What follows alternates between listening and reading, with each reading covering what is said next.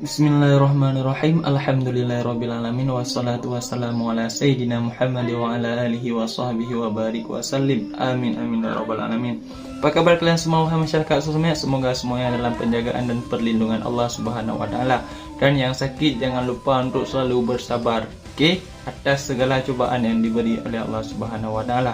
Dan yang sehat jangan lupa untuk selalu bersyukur. Kenapa? Karena telah diberi kesehatan dan kelapangan segala-galanya. Oke. Jadi kemarin dulu. Tadi pesan saya, kita jangan pernah melupakan berselawat kepada baginda Rasulullah SAW. Kalau kita mendengar kata-kata Sallallahu Alaihi Wasallam, sunat bagi kita mengucapkannya bersama-sama, yaitu Sallallahu Alaihi Wasallam. Oke, masyarakat sosmed. Jadi kemarin kita telah membuat video ini, klik. Dan sekarang kita akan sama-sama menonton yaitu video yang ini. Oke, langsung saja kita ke videonya. Apa? Are you ready? Let's go. Kisah 25 Nabi dan Rasul. Nabi Nuh AS. Nabi Nuh adalah nabi keempat sesudah Adam, Syed dan Idris dan keturunan ke-9 dari Nabi Adam. Ayahnya adalah Lamik bin Metusyalih bin Idris. Dakwah Nabi Nuh kepada kaumnya. Nabi Nuh menerima wahyu kenabian dari Allah dalam masa fatrah, masa kekosongan di antara dua rasul, di mana biasanya manusia secara berangsur-angsur melupakan ajaran agama yang dibawa oleh nabi yang meninggalkan mereka dan kembali bersyirik, meninggalkan amal kebajikan, melakukan kemungkaran dan kemaksiatan di bawah pimpinan iblis. Demikianlah maka kaum Nabi Nuh tidak luput dari proses tersebut. Sehingga ketika Nabi Nuh datang di tengah-tengah mereka, mereka sedang menyembah berhala, ialah patung-patung yang dibuat oleh tangan-tangan mereka sendiri, disembahnya sebagai Tuhan-Tuhan yang dapat membawa kebaikan dan manfaat serta menolak segala kesengsaraan dan kemalangan. Berhala-berhala yang dipertuhankan dan menurut kepercayaan mereka mempunyai kekuatan dan kekuasaan gaib ke atas manusia itu diberinya nama-nama yang silih berganti menurut kehendak dan selera kebodohan mereka. Kadang-kadang mereka namakan berhala mereka Wet dan Suwak, kadangkala Yaguts, dan bila sudah bosan digantinya dengan nama Yatuk dan Nasr. Nabi Nuh berdakwah kepada kaumnya yang sudah jauh tersesat oleh iblis itu, mengajak mereka meninggalkan syirik dan penyembahan berhala dan kembali kepada tauhid, menyembah Allah Tuhan sekalian alam, melakukan ajaran-ajaran agama yang diwahyukan kepadanya serta meninggalkan kemungkaran dan kemaksiatan yang diajarkan oleh syaitan dan iblis. Nabi Nuh menarik perhatian kaumnya agar melihat alam semesta yang diciptakan oleh Allah berupa langit dengan matahari, bulan dan bintang-bintang yang menghiasinya, bumi dengan kekayaan yang ada di atas dan di bawahnya, berupa tumbuh-tumbuhan dan air yang mengalir yang memberi kenikmatan hidup kepada manusia. Pengantian malam menjadi siang dan sebaliknya, yang kesemua itu menjadi bukti dan tanda nyata akan adanya keesaan Tuhan yang harus disembah dan bukan berhala-berhala yang mereka buat dengan tangan mereka sendiri. Di samping itu Nabi Nuh juga memberitakan kepada mereka bahwa akan ada ganjaran yang akan diterima oleh manusia atas segala amalannya di dunia, yaitu surga bagi amalan kebajikan dan neraka bagi segala pelanggaran terhadap perintah agama yang berupa kemungkaran dan kemaksiatan. Nabi Nuh yang dikurniakan Allah dengan sifat-sifat yang patut dimiliki oleh seorang nabi.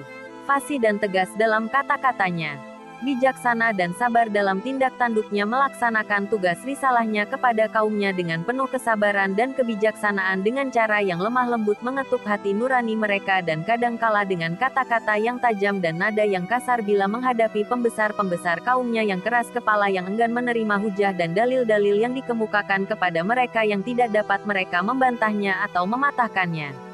Akan tetapi walaupun Nabi Nuh telah berusaha sekuat tenaganya berdakwah kepada kaumnya dengan segala kebijaksanaan, kecekapan dan kesabaran, dan dalam setiap kesempatan, siang maupun malam, dengan cara berbisik-bisik atau cara terang dan terbuka, terbiata hanya sedikit sekali dari kaumnya yang DPT menerima dakwahnya dan mengikuti ajakannya, yang menurut sementara riwayat tidak melebihi bilangan 100 orang. Mereka pun terdiri dari orang-orang yang miskin berkedudukan sosial lemah.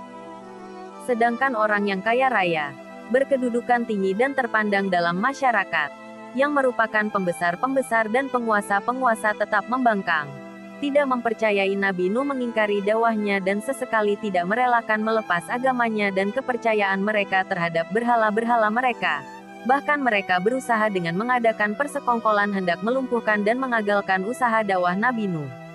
Berkata mereka kepada Nabi Nuh, "Bukankah engkau hanya seorang daripada kami dan tidak berbeda dari kami sebagai manusia biasa?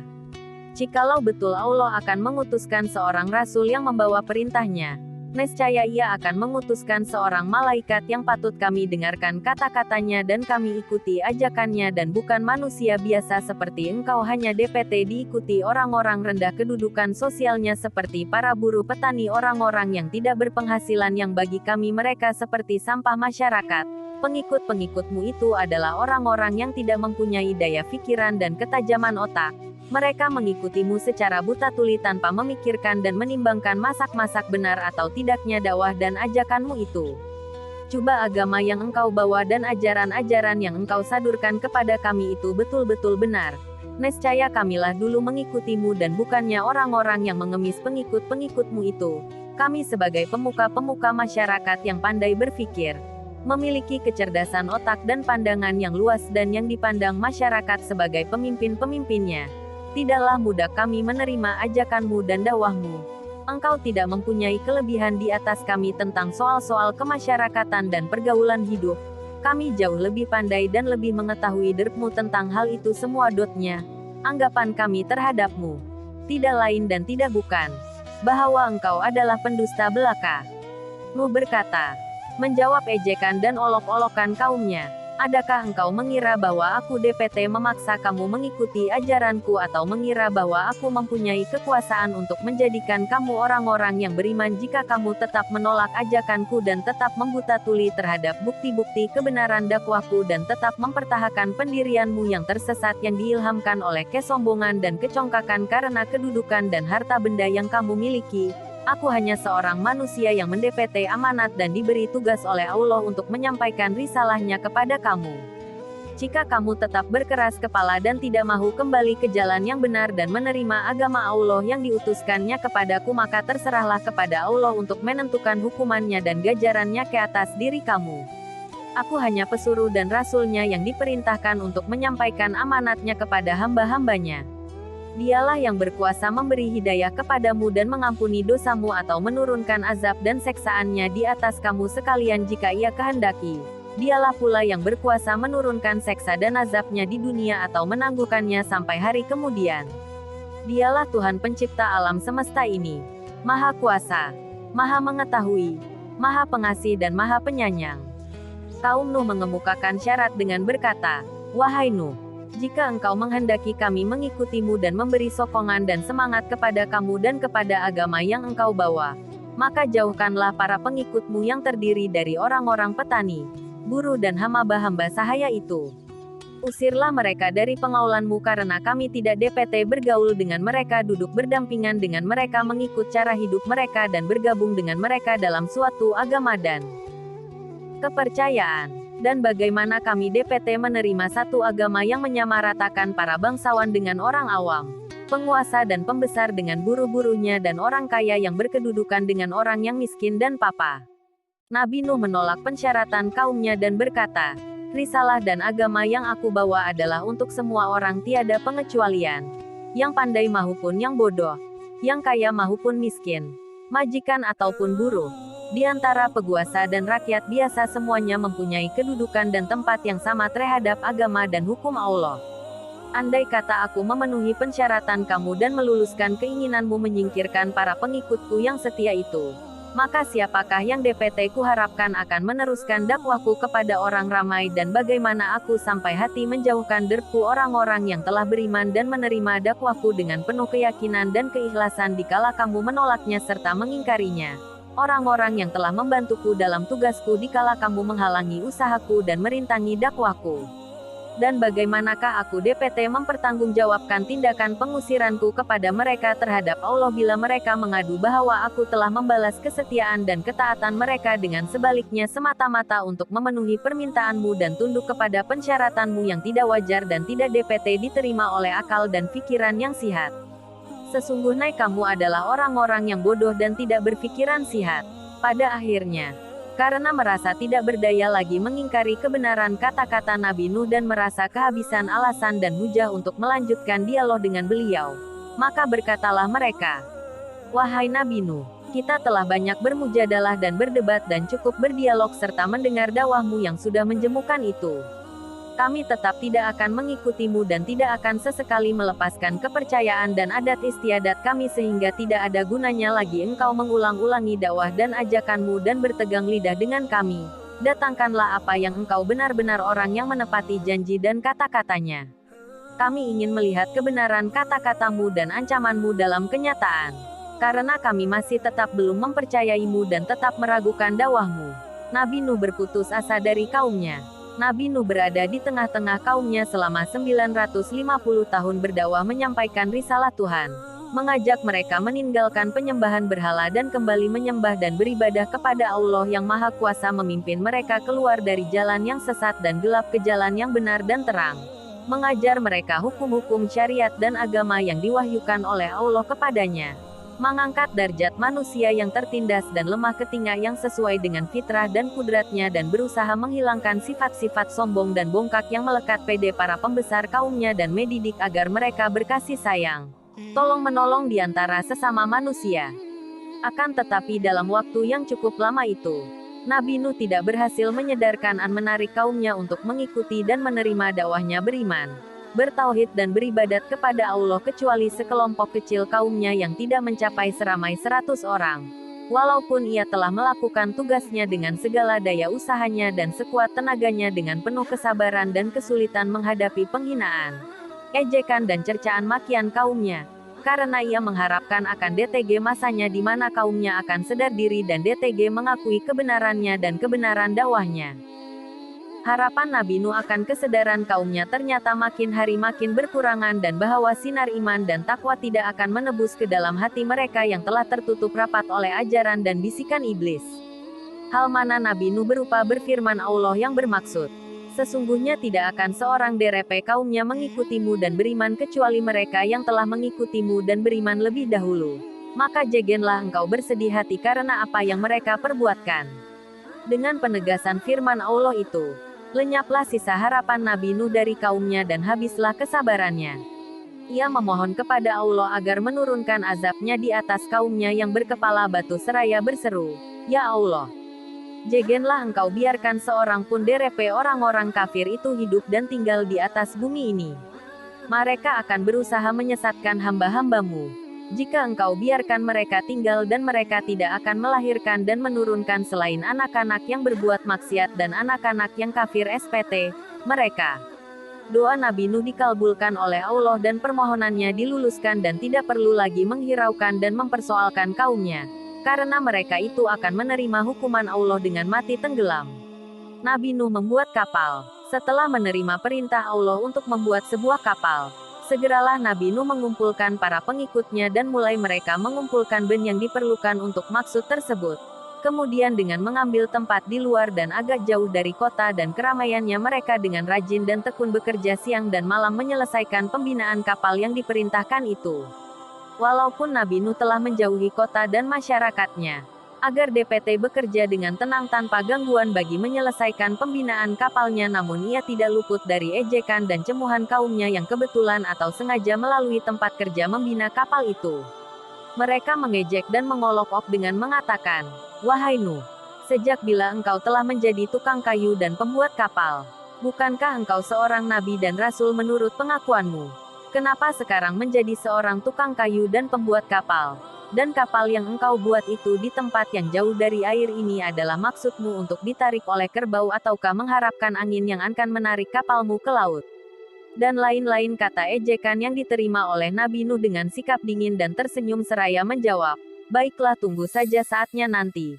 Jika kamu sekarang mengejek dan mengolok-olok kami, maka akan tibalah masanya kelak bagi kami untuk mengejek kamu dan akan kamu ketahui kelak untuk apa kapal yang kami siapkan ini. Tunggulah saatnya azab dan hukuman Allah menimpa atas diri kamu." Setelah selesai pekerjaan pembuatan kapal yang merupakan alat pengangkutan laut pertama di dunia, Nabi Nuh menerima wahyu dari Allah, "Siap-siaplah engkau dengan kapalmu. Bila tiba perintahku dan terlihat tanda-tanda derepeku, maka segeralah angkut bersamamu di dalam kapalmu dan kerabatmu, dan bawalah 2 pasang dari setiap jenis makhluk yang ada di atas bumi, dan belayarlah dengan izinku. Kemudian tercurahlah dari langit dan memancur dari bumi air yang deras dan dahsyat yang dalam sekelip mata telah menjadi banjir besar melanda seluruh kota dan desa, menggenangi daratan yang rendah maupun yang tinggi sampai mencapai puncak bukit-bukit, sehingga tiada tempat berlindung dari air bah yang dahsyat itu kecuali kapal Nabi Nuh yang telah terisi penuh dengan para orang mukmin dan pasangan makhluk yang diselamatkan oleh Nabi Nuh atas perintah Allah. Dengan iringan Bismillah majraha wa mursaha, belayarlah kapal Nabi Nuh dengan lajunya menyusuri lautan air, menentang angin yang kadang kala lemah lembut dan kadang kala ganas dan ribut.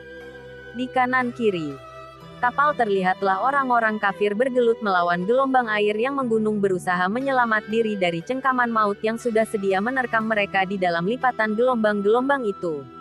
Tatkala Nabi Nuh berada di atas geladak kapal memperhatikan cuaca dan melihat-lihat orang-orang kafir dari kaumnya sedang bergelimpangan di atas permukaan air, tiba-tiba terlihatlah olehnya tubuh putera sulungnya yang bernama Kanaan, timbul tenggelam dipermainkan oleh gelombang yang tidak menaruh belas kasihan kepada orang-orang yang sedang menerima hukuman Allah itu. Pada saat itu, tanpa disadari, timbullah rasa cinta dan kasih sayang seorang ayah terhadap putera kandungnya yang berada dalam keadaan cemas menghadapi maut ditelan gelombang. Nabi Nuh secara spontan, terdorong oleh suara hati kecilnya, berteriak dengan sekuat suaranya memanggil puteranya, "Wahai anakku, datanglah kemari dan gabungkan dirimu bersama keluargamu. Bertaubatlah engkau dan berimanlah kepada Allah agar engkau selamat dan terhindar dari bahaya maut yang engkau menjalani hukuman Allah." Kanaan, putera Nabi Nuh, yang tersesat dan telah terkena racun rayuan Saitan dan hasutan kaumnya yang sombong dan keras kepala itu, menolak dengan keras ajakan dan panggilan ayahnya yang menyayanginya dengan kata-kata yang menentang. "Biarkanlah aku dan pergilah. Jauhilah aku. Aku tidak sudi berlindung di atas geladak kapalmu. Aku akan dapat menyelamatkan diriku sendiri dengan berlindung di atas bukit yang tidak akan dijangkau oleh air bah ini." Nuh menjawab, "Percayalah bahwa tempat satu-satunya yang dapat menyelamatkan engkau ialah bergabung dengan kami di atas kapal ini. Masa tidak akan ada yang dapat melepaskan diri dari hukuman Allah yang telah ditimpakan ini kecuali orang-orang yang memperolehi rahmat dan keampunannya." Setelah Nabi Nuh mengucapkan kata-katanya, tenggelamlah Kanaan disambar gelombang yang ganas dan lenyaplah ia dari pandangan mata ayahnya. Tergelincirlah ke bawah lautan air mengikut kawan-kawan dan pembesar-pembesar kaumnya yang durhaka itu. Nabi Nuh bersedih hati dan berduka cita atas kematian puteranya dalam keadaan kafir, tidak beriman dan belum mengenal Allah. Beliau berkeluh kesah dan berseru kepada Allah, "Ya Tuhanku, sesungguhnya puteraku itu adalah darah dagingku dan adalah bahagian dari keluargaku, dan sesungguhnya janjimu adalah janji benar dan engkaulah maha hakim yang maha berkuasa." Kepadanya Allah berfirman, "Wahai Nuh, sesungguhnya dia puteramu itu tidaklah termasuk keluargamu, karena ia telah menyimpang dari ajaranmu, melanggar perintahmu, menolak dakwahmu dan mengikuti jejak orang-orang yang kafir derepe kaummu. Koretlah namanya dari daftar keluargamu. Hanya mereka yang telah menerima dakwahmu, mengikuti jalanmu dan beriman kepadaku DPT engkau masukkan dan golongkan ke dalam barisan keluargamu yang telah aku janjikan perlindungannya dan terjamin keselamatan jiwanya. Adapun orang-orang yang mengingkari risalahmu, mendustakan dakwahmu dan telah mengikuti hawa nafsunya dan tuntutan iblis, pastilah mereka akan binasa menjalani hukuman yang telah aku tentukan walau mereka berada di puncak gunung. Maka janganlah engkau sesekali menanyakan tentang sesuatu yang engkau belum ketahui.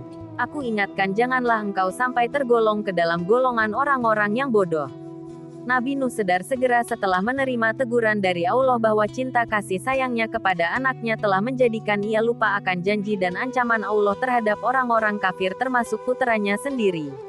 Ia sadar bahwa ia tersesat pede saat ia memanggil puteranya untuk menyelamatkannya dari bencana banjir yang didorong oleh perasaan naluri darah yang menghubungkannya dengan puteranya, padahal sepatutnya cinta dan taat kepada Allah harus mendahului cinta kepada keluarga dan harta benda. Ia sangat sesalkan kelalaian dan kealpaannya itu dan menghadap kepada Allah memohon ampun dan makfirahnya dengan berseru, "Ya Tuhanku, aku berlindung kepadamu dari godaan Saitan yang terlaknat. Ampunilah kelalaian dan kealpaanku sehingga aku menanyakan sesuatu yang aku tidak mengetahuinya." Ya Tuhanku, bila Engkau tidak memberi ampun dan makfirah serta menurunkan rahmat bagiku, nescaya aku menjadi orang yang rugi. Setelah air bah itu mencapai puncak keganasannya dan habis binasalah kaum Nuh yang kafir dan zalim sesuai dengan kehendak dan hukum Allah. Surutlah lautan air diserap bumi, kemudian bertambatlah kapal Nuh di atas bukit Judi, dengan iringan perintah Allah kepada Nabi Nuh. Turunlah wahai Nuh ke darat, engkau dan para mukmin yang menyertaimu dengan selamat dilimpahi barakah dan inayah dari sisiku bagimu dan bagi umat yang menyertaimu. Kisah Nabi Nuh dalam Al-Quran. Al-Quran menceritakan kisah Nabi Nuh dalam 43 ayat dari 28 surah, di antaranya surah Nuh dari ayat 1 sehingga 28. Juga dalam surah Hud, ayat 27 sehingga 48 yang mengisahkan dialog Nabi Nuh dengan kaumnya dan perintah pembuatan kapal serta keadaan banjir yang menimpa di atas mereka. Pelajaran dari kisah Nabi Nuh AS. Bahwasanya hubungan antara manusia yang terjalin karena ikatan persamaan kepercayaan atau penamaan akidah dan pendirian adalah lebih erat dan lebih berkesan daripada hubungan yang terjalin karena ikatan darah atau kelahiran. Kanaan yang walaupun ia adalah anak kandung Nabi Nuh, oleh Allah SWT, dikeluarkan dari bilangan keluarga ayahnya karena ia menganut kepercayaan dan agama berlainan dengan apa yang dianut dan didakwakan oleh ayahnya sendiri. Bahkan ia berada di pihak yang memusuhi dan menentangnya.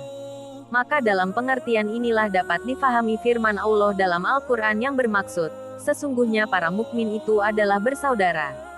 Demikian pula hadis Rasulullah SAW, yang bermaksud, tidaklah sempurna iman seseorang kecuali jika ia menyintai saudaranya yang beriman sebagaimana ia menyintai dirinya sendiri.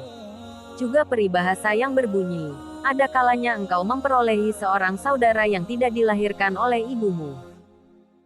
Oke, terima kasih wahai masyarakat sosial media semuanya atas perhatiannya dan tontonannya. Semoga dapat memberi kita semua ilmu atas segala yang telah kita nonton, ataupun atas segala yang telah Mbah Google menerangkan kepada kita ataupun membacakan teksnya. Oke. Jadi masyarakat sosial media, kalau ada kesalahan di video, kalau ada kekurangan di video, mohon dikoreksi di bawah komentar. Oke, masyarakat sosial media, dan jikalau ada kesalahan saya pribadi, mohon dimaafkan ya masyarakat sosmed, karena kita tidak luput daripada segala kesalahan dan dosa. Tak luput kita, karena kita ini hanyalah hamba manusia biasa, anak cucu Adam dan Siti Hawa. Oke, jadi mungkin segitu saja. Jangan lupa untuk ditinggalkan yaitu like di bawah dan subscribe yang warna merah itu, dan nyalakan loncengnya. Oke, saya pamit dari kalian semua wahai masyarakat sosmed. Wassalam. Bye bye.